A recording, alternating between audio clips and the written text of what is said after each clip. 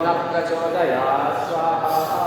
ॐ भूर्भुवः स्वः तत्सवितुर्वरेण्यं भर्गो देवस्य धीमहि भर्गो देवस्य धीमहि धियो यो न प्रचोदयात् स्वाहा।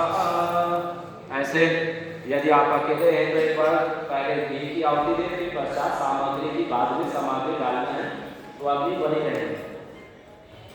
फिर इसी प्रकार से आपको 5 से 7 आहुति दीजिए और फिर इसको जलने दीजिए और इसमें बैठ करके आप प्राणायाम चालू कर दीजिए, आरती कीजिए, घर में पूरा घुमा दीजिए। जब अग्नि बिल्कुल शांत हो जाए तो ऐसे गोपाल एक घर में आपके यहाँ गुड़ है, मंद्रस, शहद, मधु, हनी, रोगानुसार सामग्री आप देख रहे हैं, वाकेष्टि, पित्तेष्टि, मेघेष्टि, वात रोग जिनको है। यज्ञ का सिद्धांत प्रिंसिपल क्या है?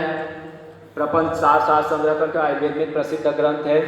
कहा आयुर्वेदेषु यत् प्रोक्तम यस्य रोगस्य भेषजम तस्य रोगस्य शांति अर्थम तेन तेनैव होम। एक कि जिन औषधियों को आप ठोस रूप में चबाकर खाते हो, सॉलिड रूप में लेते हो, जिनको आप पीते हो, जैसे आपको यहाँ पर हल्दी, सौंठ, अदरक, लहसुन दे रहे, चबाकर खाते हो, जो आप उसी प्रकार से गिलोय आदि को चबाकर खाते हो, वटी के रूप में लेते हो। फिर जो आप काढ़े पीते हो, उन्हीं औषधियों को आपको लिक्विड फॉर्म में देते हैं, काढ़े के रूप में, पानी के रूप में देते हैं। और उसी प्रकार फिर उन्हीं को आपको हवन में डाल के हवा बनाकर देते हैं। तो जो जितना सूक्ष्म होता है उतना ही वो पावरफुल भी होता है। ये यज्ञ का सिद्धांत है। सूक्ष्म होता है उतना ही पावरफुल होता है। होम्योपैथी को देखे ना, होम्योपैथी में कितनी होती है उनकी गोली? छोटी छोटी, बिल्कुल। क्यों? क्योंकि उनकी जो पोटेंशियल है, क्षमता है, पावरफुल, उसको बढ़ा देते हैं। परिणामों काफी छोटे छोटे होते हैं और घातक कितने होते हैं? पूरे कई किलोमीटर तक को पूरा विध्वंस कर देते हैं। तो जो जितना सूक्ष्म होता है, कोरोना को भी आपने देखे आंख से दिखाई नहीं देता, लेकिन पूरे 1 करोड़ लोगों की मृत्यु कोरोना से हो गई, जो कभी सोच नहीं सकते थे कि एक दिन पूरे भारत को लॉकडाउन लगाना पड़े, पूरे विश्व को वो महीनों तक पूरा लॉकडाउन लगा सब। तो जो जितना सूक्ष्म होता है उतना ही पावरफुल होता है। तो ये अग्नि का सामर्थ्य है किसी भी वस्तु को सूक्ष्म से अति सूक्ष्म करके उसको नैनो में, माइक्रो नहीं, नैनो में कन्वर्ट कर उसको, उनकी जो ग्रेविटी है, उनका जो सामर्थ्य, उसको बढ़ा देता है। और जब आप उसको इनहेल करते हैं, उसको श्वास के रूप में लेते हैं, तो शरीर में भी उतने ही हम श्वास लेते हैं, 5 सेकंड के अंदर जो श्वास आपने लिए वो यहाँ पैर तक पहुँच जाती है, हवा इतनी फास्ट है। तो उसी को जब आप उस हवा में इस मेडिसिनल जो कंपोनेंट एक्टिव जो फाइटोकेमिकल्स है, उसको जब आप श्वास रूप में लेते हैं, जो औषधि हवा है, इसको जब लेते हैं, तो ये हवा जो सूक्ष्म है वो हवा के साथ जाकर, वायु के साथ जाकर जहाँ समस्या वहाँ फास्ट।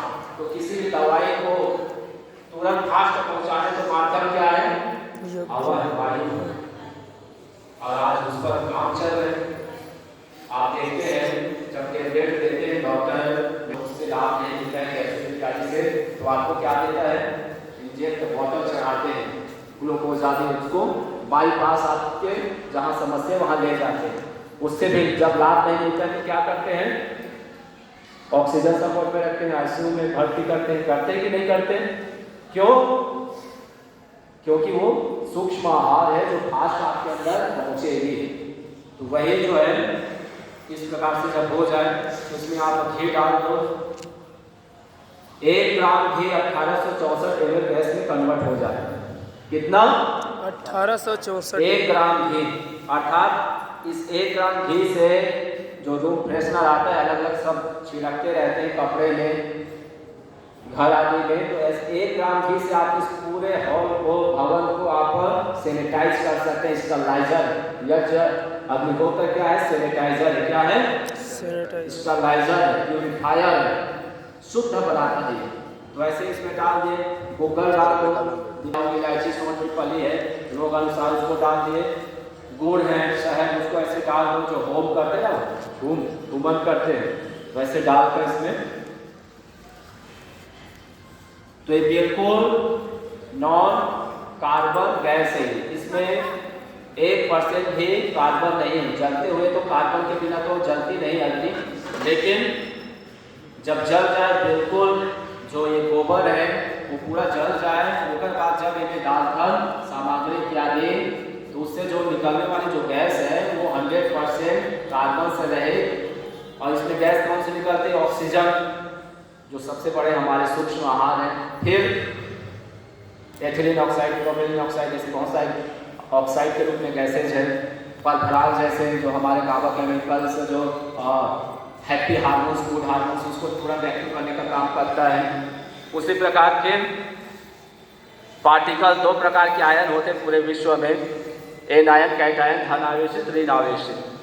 तो जहाँ अत्यधिक जनसंख्या है, प्रदूषण है, पॉल्यूशन है, व्हीकल्स,